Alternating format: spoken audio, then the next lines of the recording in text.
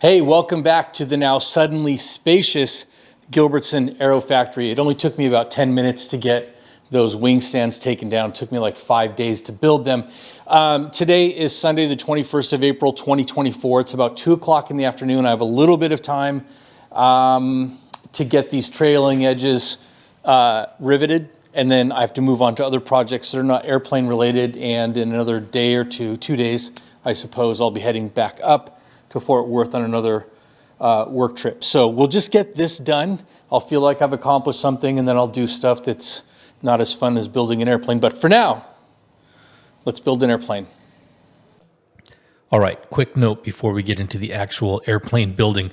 I now can fit my truck back in my garage. I thought I wasn't going to be able to put it in there anymore because of that front bumper that I put on there, but I found out that if I kind of wiggle the back end into that cubby back there, I can clear the front bumper. Why is this a big deal? Because every time there's a storm, I worry about hail damage. That's a thing here. So pretty stoked about that. All right, now back to the airplane building. All right, remember how I said I only have a little bit of time and hopefully I can get that trailing edge riveted? Well, didn't go as planned. I ended up working more than 5 hours. I got a lot done, which means that my other projects still need attention.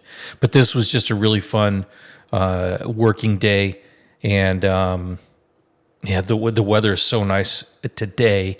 It's only like 65 degrees in the garage. It's perfect for this. So a little shuffling around. Everything moves so easily now. I'll admit getting that wing on the table by myself is a little bit of a chore, but it's not that heavy. It's just a long, awkward thing swinging around in the garage, but it all turned out well. So I've got a couple of furniture pads rolled up so that I can get that trailing edge where I want it. Riveting the trailing edge. It's not that difficult except for here on the inboard end where you have those, it's hard to tell because everything's primed, but you have these long reinforcement bars there.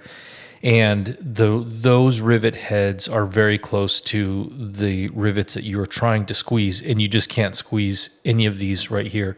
You have to buck all of them, and there were a couple that I messed up and ended up drilling out, and it wasn't really that easy, just an awkward angle.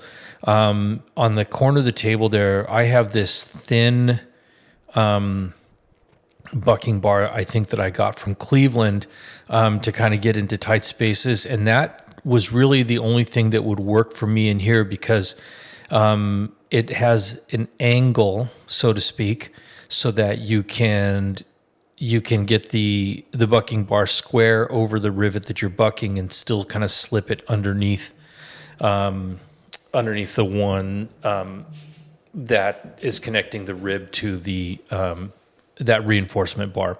I think in the next video, I'll try to give you a picture of what that looks like. So once I had the geometry of that figured out, that all went pretty smoothly.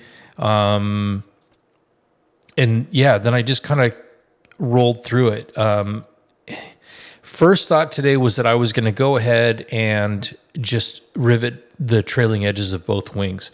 At the very beginning of the video, you might have seen me kind of fooling around thinking that I could walk along the wings as they are in the cradle and do the riveting there. But what I found out is the reach would be really awkward and difficult to do it well.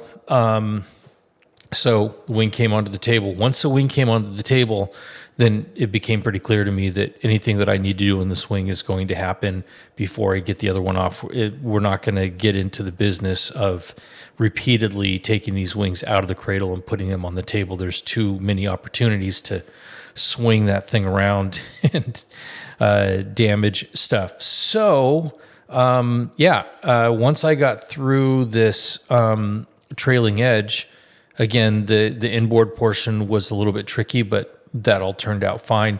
Then I have a long run that I can squeeze, and I'm just about to finish up. You see one cleco remaining there. That is a rivet that you literally do 4 of them total on the wings. It's where the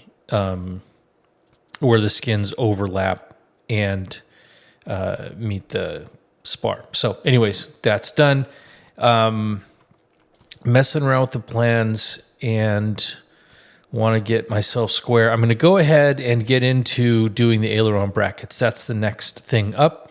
As you recall, I built those a couple weeks ago, I suppose. I'm kind of losing track of time. They fit flush on the very outboard portion, so that the aileron bracket, there's a flat portion that you see me working right there that mounts up against the web of that last rib, but that rib is not drilled, so you need to match drill it to the aileron bracket that you built. And then on both aileron brackets, the outboard one and the inboard one, the bottommost hole needs to be, the bottommost inboard hole needs to be countersunk. You'll put a big, long flush rivet in there. Otherwise, there can be some interference with the aileron. So you see me, a couple of things needed to happen here with the aileron bracket. Since these wings have those reinforcement plates where the brackets are, the fit is not really perfect. So I went over to the Scotch-Brite wheel and beveled that edge, put a radius on that edge so that it would fit nice and snug. And then the portion that I worked on the Scotch-Brite wheel, I just hit it with some primer after everything was match drilled. So while that's drying, I decided I'll go ahead and fit in the inboard portion. This is the flat brace. Then you can see that I've got the inboard aileron bracket mounted there, and behind that bracket, or on the forward side of that aft spar, are another set of doublers for a service bulletin. And then while I'm at it, go ahead and countersink that hole. So the countersinks that you need to make are far too close to the bend to use a countersink cage, and you can't even use the Avery tool without using the extension because it is so close. You have to use that long extension for the Avery deburring tool and just work slowly to get it. So, and then finally down there, you see that I've got the aileron gap fairing fitted. And once I put it on there, I realized I need to dimple that where it goes up to the skin. So again, what you saw me doing there was a 12-inch number 30 drill bit to final size drill the holes around that inboard aileron bracket. Okay. So let's see.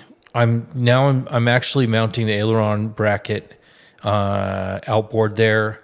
I was a little bit worried about doing these dash 4 rivets just because I haven't done them in so long. Non-event. I think that I'm just much more comfortable riveting now than before.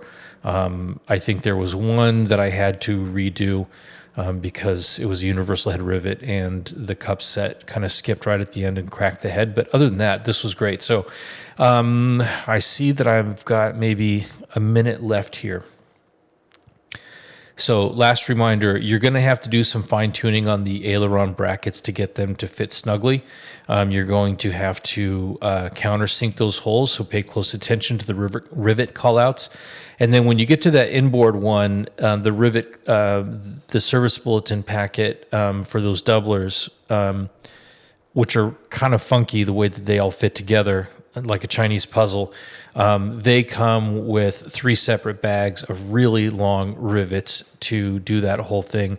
All of that went really smoothly. The big tip that I learned back when I started my wings, it was been really useful, is when you're using the double offset extension for your rivet gun, use some electrical tape to hold it in position so it doesn't spin on you or wander on you. That makes a big difference and makes that offset or double offset rivet set much more comfortable to use. So yeah, that went well.